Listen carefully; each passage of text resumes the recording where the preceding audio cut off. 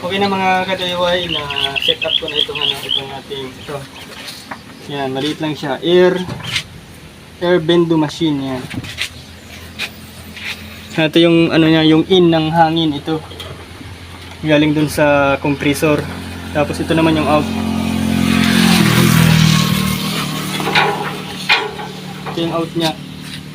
Pupunta sa yan, wala pa siya ngayon pupunta sa dito pag naghahangin ng gulong ng sasakyan. Sasampol ko sa inyo na hulugan natin ng 5 piso. Tumatanggap ito ng new at old na 5 piso. Tapos isiniting ko ito ng yung tagal ng 5 piso, 1 minuto o 60 second, 1 minute. Siguro naman sa 1 minuto kaya nang makahangin ng 2 gulong ng motor o kaya ay ng sasakyan. Kung sakaling mabagal yung oras na isinitings natin at hindi makahangin ng 2 gulong, pwede naman natin i-adjust yung yung settings dito sa loob ng air bendo machine natin. Yan, ito. Sample natin, wala pa yung hangin, no? Kahit pindutin natin.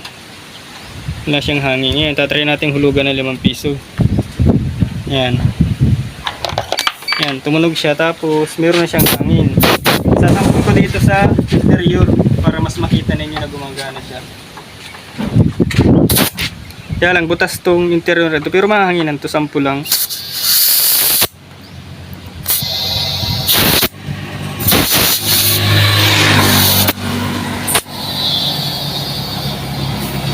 Ayan eh. So, nahanginan na siya.